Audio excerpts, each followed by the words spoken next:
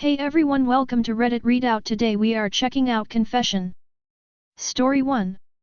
I used to steal things from my school at age 7 or 8. I was like 8 or 7. And I just straight up stole anything. I grabbed an intermediate kid's pencil case from her bag. I stole toys from the younger kids. Literally a maniac. I still have all the stuff. Story 2. I scratched a car parked next to mine and I just ran away. While trying to park, I accidentally scraped the paint of one of the cars parked there.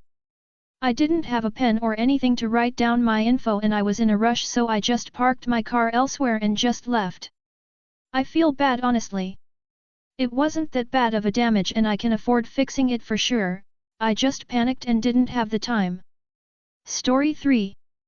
Dinged a parked car in Target parking lot, left but came back after conscience guilt hit. Okay, basically I'm freaking out after googling some stuff. My car and the other car were parked next to each other in Target. I was loading groceries through the side door. The wind blew harder and thus my open door hit the car next to me. It left maybe a pinky finger size scratch on their back right door. I left, but panicked, and came back to do the right thing. The car is gone now. And I'm wondering if it's worth reporting myself or not. It was a white scratch on a dark car. Thoughts? It'd good the Target parking lot cameras are, and how long until the recordings turn over. Story 4. Staring at a neighbor when they were walking around naked. My neighbor across the street, walks around naked sometimes. The last time I spent like 20 to 30 minutes off and on watching her, keeping my curtains open just a crack so it was less obvious what I was doing. I wish I hadn't done this / feel ashamed, but I can't figure out whether this is a big misdeed or not, and I keep thinking about it. Edit. I don't know why this thread blew up. I see that this was a bad thing to do. I shouldn't have looked for more than a moment. Maybe I'm a creep. Just gotta move on with my life now. Anyway. Story 5. I tried to oof one of my classmates in elementary school. Be me in elementary school here that hand sanitizer is dangerous to consume idea. Remember scumbag classmate that caused our basketball team to lose a game? Pour class hand sanitizer in his water when teach isn't looking and on water fountain head. Everyone said water fountain water tasted weird. Thought it was mission success. Kid just gets sick and misses a day. Disappoint, thought it would off him. Story 6. A patient called me at night but I didn't pick up the call. I am a medical research physician. Our research is chemotherapy based, and so my patients have gone through their first cycle and were at a phase where they experienced adverse reactions of chemo. Usually there are no big issues, but last night one of the participants, who was experiencing diarrhea, started shivering after she got a 4-drip at home. The thing is, I suffer from migraines and I just take a heavy painkiller and go to sleep, otherwise it gets worse. I took med at 9 o'clock and went to sleep. Around 10 o'clock I wake up after I feel my phone vibrate. It was the patient's son. I should have picked it up, but I looked at the phone and put it away instead. She is fine, her 4 was cold, hence the shivers. I feel mortified. I feel terrible. I have never done something like this before, never ignored a patient, and it's just eating me up inside. Story 7. A moment of regret taking money from my son's wallet. I find myself burdened with deep remorse over a regrettable incident that occurred 11 months ago. My son, 20M, is far more successful than my wife and me, 43M. Due to unfortunate circumstances, our financial situation has been less than ideal, particularly after my wife lost her job and I found myself working a part-time minimum wage position. Making ends meet has become a daily struggle, and keeping our home has been quite challenging. During that time, my son graciously invited us to visit him at his spacious home. As we were there, surrounded by such affluence, thoughts of security crossed my mind, especially given my wife's profession in a home security company. Feeling the weight of our financial hardships, I couldn't help but contemplate various possibilities to alleviate our situation. While my wife was engaged in conversation with our son, I stumbled upon his wallet and, in a moment of desperation, decided to take $70 from it. The total amount in the wallet was approximately $150, give or take a few. As I returned to the room where they were talking, guilt and shame washed over me.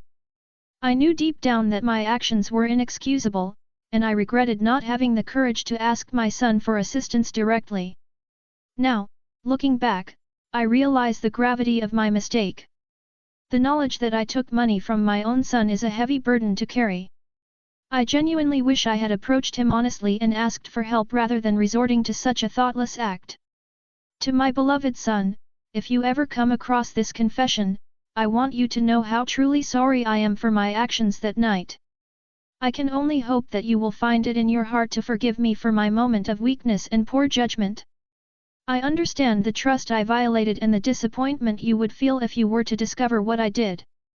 I write this confession as an admission of my wrongdoing and as a reminder to others that desperation should never justify dishonesty or betrayal, especially towards those we love and care for deeply.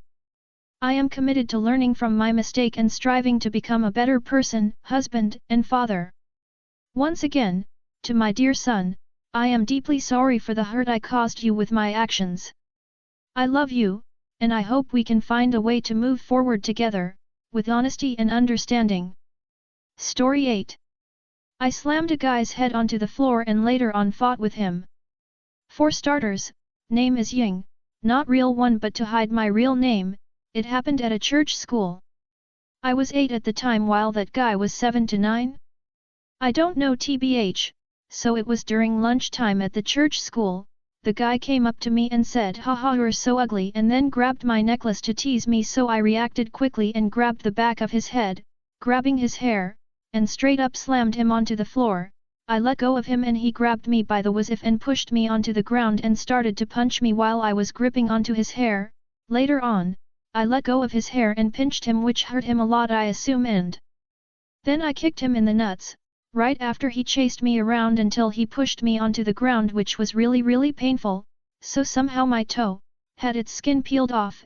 It how to explain it, but it was a small chunk, but it still hurt and bloody, so I started to cry and yell for the teachers. He ended up cutting church school and so did I, BTW. My mom signed me up for church school cause it was in my school holiday. Story 9. For every written exam in college political science I spent the 90 minutes doodling and wiring nonsense only to get up and return the pre-written blue book copied from my friend who took the class the previous semester. I got a B, he got a C. Edit. This was over 20 years ago. After the first topic was exactly the same as the one from my friend's class, I figured pre-written was lowest effort for a class I cared nothing about. I found the supply store in town that sold the blue books, which he passed out right before he revealed the essay topic. Easy peasy. Story 10. I broke into someone's apartment even though I didn't do anything. It still terrifies me to this day. I used to work at a job that had me open and close the building. Me and a few others had access to the keys, but other workers were not to be trusted with them because they've let in friends before opening time and locked the doors while their friends were still inside. This key, it looked just like my apartment building key. One day, I went into my building and into my apartment, and I noticed I was using my workplace key. I was shocked, but I wasn't surprised. The keys looked the same and the ridges/teeth were fairly similar. During winter break, I decided I wanted to fuck around. So, when I noticed that majority of my building had left to go home, and multiple days I would hear no one or see no one on my floor, I unlocked my next door neighbor's door. It unlocked. But I was afraid someone was home, so I slightly opened the door and went back to my apartment for several hours. Around 3 a.m., I went to go check if the door was still open, and it was. So, I let myself in. I looked around. They had nice things, usual college guy stuff, football flags, gaming consoles, camo design furniture. I walked around their apartment for a bit. I went into everyone's room except one because it was locked. When I was done looking around, I got scared someone was home because a door was locked and I don't know if anyone would walk in. So, I quickly ran out and back into my apartment. I didn't lock the door before I left, but I assumed I could do it when I woke up. When I woke up, all I could think about is if I got caught, I could have went to prison. Would it be my workplace's fault for providing a building key that's actually a master key to my apartment? Or would it be my fault for attempting? All these questions popped up in my head, like what would have happened, who could have been home, if I did something specific, would I have gotten caught, etc. Later around 3 AM again, I went to go check the door. And it was locked. I was terrified, someone probably was home. Before I quit my job, I told my boss the building key can get into my apartment but not my room. That was a lie, so that maybe they'll install a new lock or a new door and change the keys. My job was near campus, and my apartment is on campus, so the chances of someone else finding out is possible. I'm just glad I didn't get caught, but I wanted to share this because even though it is dangerous, I laugh about it because I am stupid. I don't know why I tried to fuck around and find out. I really tried to ruin my life.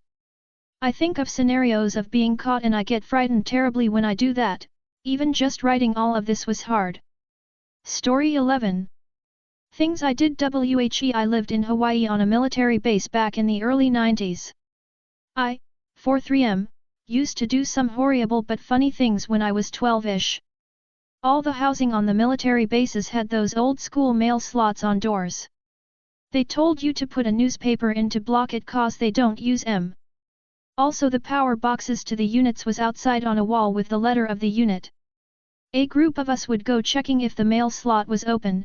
Oh boy, when we found one of us would cut the power while the other lit smoke bombs and threw them in the house and at the side door and hauled ass.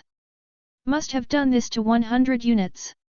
I found it funny back then but not so funny 30 years later. Story 12. I used my mom's money on Temu and told everyone I got those stuff for free. I wanted a lot of stuff on Temu, so I tried free games but they were too hard, so I purchased something on my mom card even though she said she had no money left. I was aware of us not having much money but I still bought many stuff. PLS forgive mom. But I promised to pay her back. Only used about like $80 to $90. Story 13. Counterfeit money to get quarters from change machine. Back in the 90s my parents had a pretty decent copy machine at home. Friend and I decided to try and make some counterfeit $5 bills so we could use them to get quarters from a change machine at a nearby car wash. Aside from the feel, they were very convincing. Surprisingly they worked and the machine would spit out $5 of quarters every time. Did this for a while until we got scared we'd get caught. That's all for today. Please don't forget to like and subscribe.